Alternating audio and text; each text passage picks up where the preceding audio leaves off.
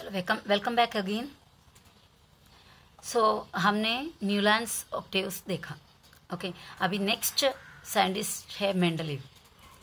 Newlands के बाद अगर कोई अच्छा एक पीरियोडिक टेबल बनाया है, एलिमेंट्स को क्लासिफाई किया है, तो next person is Mendeleev. Mendeleev's periodic table. Mendeleev ने अपना पीरियोडिक टेबल बनाया 1869 से लेकर 1872 तक का इतने ड्यूरेशन में। ओके मेंडलीव, उनका पूरा नाम है डिमिट्री मेंडलीव। ये एक रशियन साइंटिस्ट है, रशिया का रहने वाला साइंटिस्ट। ओके इनका पीरियोडिक टेबल का स्पेशलिटी हम देखते हैं। It is the most important step in the classification of elements. Actually Mendeleev का जो क्लासिफिकेशन उन्होंने बनाया जो एलिमेंट्स का, that is one of the most, या it was a turning point बोल सकते हैं हम क्लासिफिकेशन के फील्ड में, एलिमेंट के क्लासिफिकेशन के फील्ड में। मेंडलीव का जो ये कदम रखना, it was a turning point, बहुत बड़ा एक इम्पोर्टेंट स्टेप था।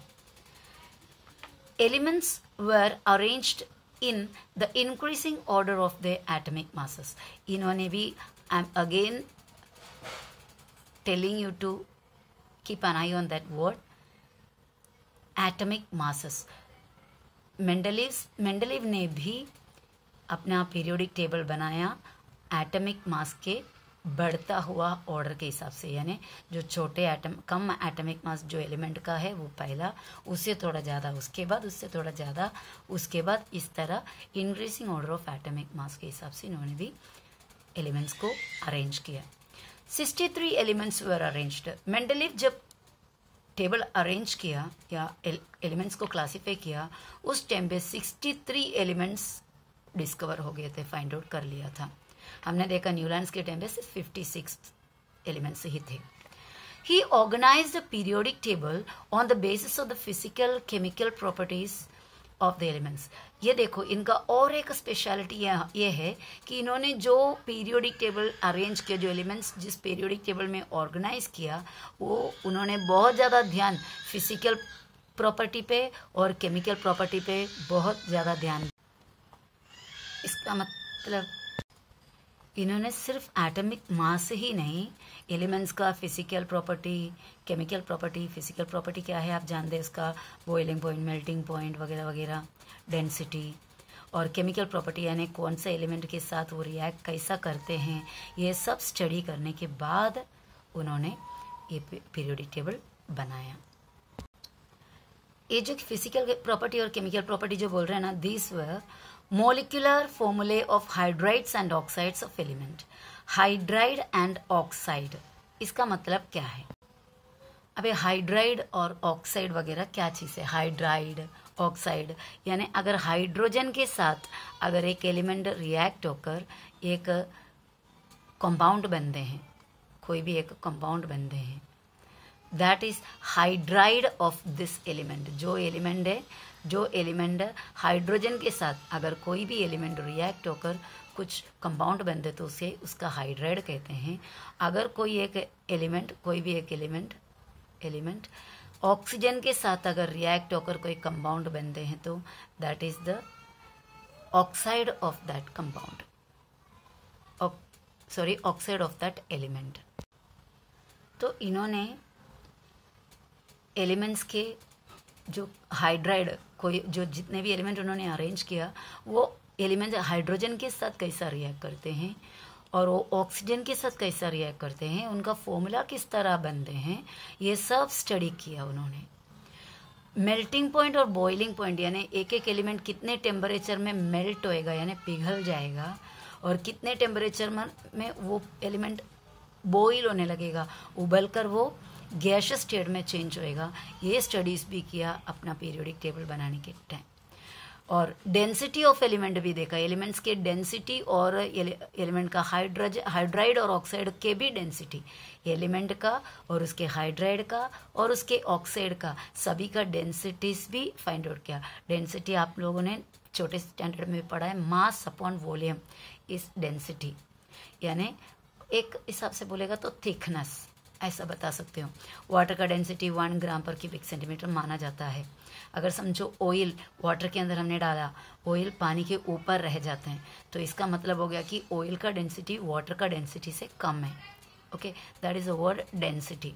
तो इन्होंने इतने चीज़ों को नज़र में रखते हुए प्लस एटॉमिक मास का इंक्रीजिंग ऑर्डर को भी नज़र में रखते हुए अपना टेबल, पीरियोडिक टेबल बनाया।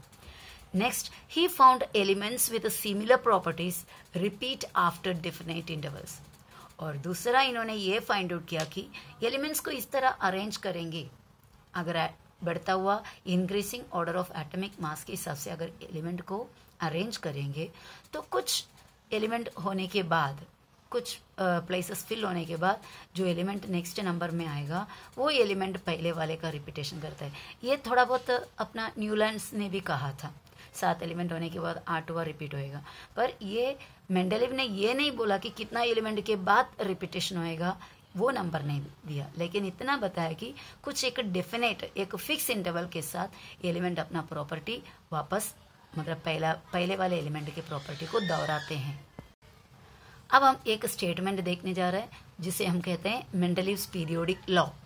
जिस तरह हमने न्यूलैंड्स लॉ ऑफ ऑक्टेव देखा, उसका स्टेटमेंट क्या है हमने पढ़ा, इसी तरह मेंडलीव ने भी एक पीरियोडिक लॉ, एक सिद्धांत लॉ क्रिएट किया। ये पीरियोडिक लॉ क्या है? Properties of elements are periodic functions of their atomic masses. Element का प्रॉपर्टी उनके एटॉमिक मास के पीरियोडिक अरेंजमेंट, यानी सेम टाइम पे रिपीट होने वाला फंक्शंस पर डिपेंडेड है। यानी एलिमेंट का पूरे प्रॉपर्टी, एक एलिमेंट किस तरह रिएक्ट करते हैं, किसके साथ रिएक्ट करते हैं, ये सब कुछ किस पर निर्भर है? एटॉमिक मास के रिपीटेशन के हिसाब से उस पर निर्भर है। सो ये स्टेटमेंट आपको बाय हार्ट करना। This is the Mendeleev's periodic law. Properties of elements are periodic functions of their atomic masses. Okay, and इन्होंने जो कॉलम्स बनाया, मतलब ऊपर के नीचे, ऐसा ऊपर से नीचे वर्टिकल कॉलम्स थे, उसे ग्रुप नाम रखा। और ऐसे जो हॉरिजॉन्टल, यानी लेफ्ट टू राइट हॉरिजॉन्टल जो रो बनाए थे, उस रो को पीरियड्स कहा। ये देखो मेंडलीव का पीरियोडिक टेबल जो टेक्स्ट बुक में दे रखा है। ये जो ऐसा कॉलम्स है 1 2 3 4 5 6, ये जो नीचे है, ये कॉलम्स को उन्होंने ग्रुप नाम रखा। और ये जो है ऐसा जो रोस है, ये इन रो को पीरियड नाम रखा। सो ग्रुप और पीरियड्स। और इन्होंने ये सब, देखो आप टेक्स्ट बुक पेज नंबर 18 देखोगे तो आपको ये दिखाई देगा। ओके, अब हम देखते हैं जिस तरह हमने जिस तरह हमने डॉबरेनर का ट्रायड का मेरिट डीमेरिट सब देखा, न्यूलैंड्स का भी मेरिट डीमेरिट्स देखा। अब आया किसका? मेंडलीव पीरियोडिक टेबल का भी मेरिट्स देखते हैं, यानी इसका प्लस पॉइंट क्या क्या है, क्या क्या इसमें इम्प्रूवमेंट है compare to the previous ones. Atomic masses of some elements were revised to give them proper place। कुछ एलिमेंट का एटॉमिक मास जो पहले फाइंड आउट किए थे, वो कुछ एक्चुअली वो इतना करेक्ट नहीं था। तो मेंडलीव ने काफ़ी कुछ स्टडी किया करके हमने देखा। मेंडलीव ने अपना पीरियोडिक टेबल बनाने से पहले सभी एटम्स का, सभी एलिमेंट्स का एटॉमिक मास पर अच्छा से स्टडी किया।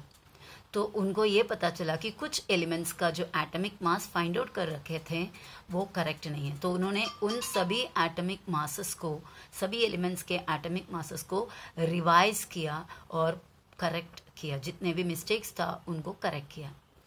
जैसे for example, previously determined mass of beryllium. Beryllium नाम का जो एलिमेंट है, उसका पहले डिसाइड किया हुआ, मतलब पहले फाइंड आउट किया हुआ एटॉमिक मास था 14.09। और मेंडलीव ने वापस उसका स्टडी करके उसको करेक्ट किया, that is 9.4। So beryllium was placed before boron. पहले एक्चुअली क्या था, बेरिलियम का एटॉमिक मास ज़्यादा था, बोरॉन का कम था। पर करेक्ट करने के बाद बेरिलियम का काफ़ी कम हो गया और उसके बाद आया बोरॉन। सबसे पहले जब ये 14.09 मानता था बेरिलियम का जो एटॉमिक मास। वो टाइम पे पहले बोरॉन आता था टेबल में और उसके बाद बेरिलियम आता था, लेकिन बेरिलियम का फिर करेक्ट करने के बाद बेरिलियम पहले आ गया, बोरॉन बाद में आ गया। तो वैसा मेंडलीव ने खुद बनाया हुआ पीरियोडिक टेबल को जैसे जैसे उनका स्टडीज इम्प्रूव होते गया वैसे वैसे उन्होंने उस पीरियोडिक टेबल में रिक्वायर्ड चेंजेस करते गए। He kept vacant spaces for elements not discovered till then. He gave them names and predicted their properties. Their atomic masses were indicated as 44, 60, 68 and 72.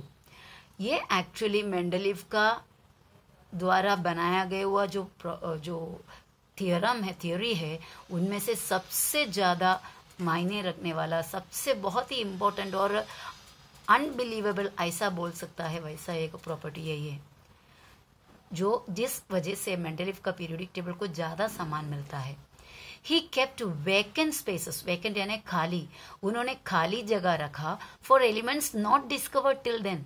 मतलब मेंडलीव के ज़माने में फाइंड आउट ही नहीं किया, discovery नहीं किया हुआ कुछ एलिमेंट्स। मेंडलीव ने कहा कि ऐसा इसके मतलब ये दो एलिमेंट के बीच में कुछ एलिमेंट और आने को है, फाइंड आउट करने को है, नेचर में है, लेकिन अभी तक फाइंड आउट नहीं किया, इसलिए मैं ये दो एलिमेंट के बीच में एक जगह खाली रखता हूँ ताकि जब फ्यूचर में वो एलिमेंट फाइंड आउट किया जाएगा तो वहाँ पर डालें।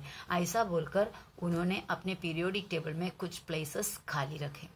He gave them names and predicted their properties. उन्होंने उन एलिमेंट्स को नाम भी रखा। नाम मतलब ऐसा नहीं कि प्रॉपर नाम रखा, वो एलिमेंट किसके कौन से एलिमेंट के नज़दीक आता है, किसके बाद या किसके आसपास आता है, उस एलिमेंट के साथ कंपेयर करके नाम लिखा। जैसे कि बोरॉन के नज़दीक आने वाले थे तो इक्का बोरॉन नाम दिया, एल्यूमिनियम के नज़दीक आने वाले मतलब होने का चांस है, ऐसा होने वाले को इक्का एल्यूमिनियम नाम दिया। ऐसा उन्होंने 3 जगह, 3 से ज़्यादा एक्चुअली रखा और 3 नाम उन्होंने प्रेडिक्ट भी किया।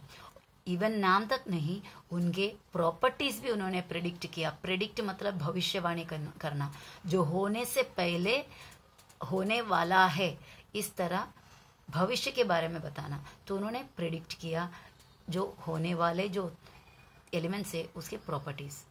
द एटॉमिक मास भी, उनके एटॉमिक मासेस भी उन्होंने इंडिकेट कर दिया। दैट इज एक का होगा 44, दूसरा 68 और 72। इस तरह इन्होंने एलिमेंट्स के लिए, जो फ्यूचर में होने वाले एलिमेंट्स के लिए अपने पीरियोडिक टेबल में प्लेस रखा, प्रॉपर्टी बताए और एक टेम्पररी नाम दिया और उसके एटॉमिक मासेस भी डिक्लेयर किए। ये जो टेबल अभी दिख रहा है वो टेबल में देखो नेम्स गिवन बाय मेंडलीव। ये जो नाम है नीचे दिया हुआ, ये मेंडलीव ने अपना प्रेडिक्ट किया हुआ एलिमेंट्स का नाम रखा है। एक का बोरॉन, एक का एल्यूमिनियम, एक का सिलिकॉन। ये जो तीनों एलिमेंट है names given after the discovery, यानी इनको फाइंड आउट करने के बाद, खोज निकालने के बाद इनका नाम क्या हुआ। इक्का बोरॉन को नाम रखा स्कैंडियम जिसका सिंबल है Sc। इक्का एल्यूमिनियम को नाम रखा गैलियम जिसका सिंबल Ga। इक्का सिलिकॉन को नाम रखा जर्मेनियम जिसका सिंबल Ge। मेंडलीव का और पीरियोडिक टेबल का और एक प्लस पॉइंट हम देखते हैं। There was no place reserved for noble gases. Actually Mendeleev जब पीरियोडिक टेबल बनाए उस टाइम पे नोबल गैसेस नहीं थे। नोबल गैस आप जानते हैं, जो इनर्ट गैसेस बोलते हैं, 0 ग्रुप एलिमेंट्स। अभी आजकल के नया मॉडर्न पीरियोडिक टेबल में बताया जाता है इसको 0 ग्रुप एलिमेंट्स, जो एलिमेंट रिएक्ट करते ही नहीं है, जैसे helium, helium, neon, argon, krypton, xenon, ये सब कभी किसी के साथ रिएक्ट करते नहीं है, क्योंकि उनके जो बाहर के शेल्स में जो इलेक्ट्रॉन्स होते हैं, आउटर मोस्ट शेल यानी सबसे बाहर का जो शेल में जो इलेक्ट्रॉन्स होते हैं कंप्लीट 8 होते हैं। इस वजह से वो केमिकल रिएक्शन करता नहीं है। तो वैसा इसीलिए उन्हें इनर्ट गैस यानी एक्टिव नहीं है, नोबल गैस, लड़ते नहीं है दूसरे कोई भी एलिमेंट के साथ रिएक्ट नहीं करते, इसलिए उन्हें ऐसा नाम रखा। पर मेंडलीव के टाइम पे एक भी नोबल गैस को फाइंड आउट नहीं किया गया था। इसके लिए मेंडलीव ने उसमें अपने पीरियोडिक टेबल में कोई स्पेसिफिक जगह तो नहीं रखा।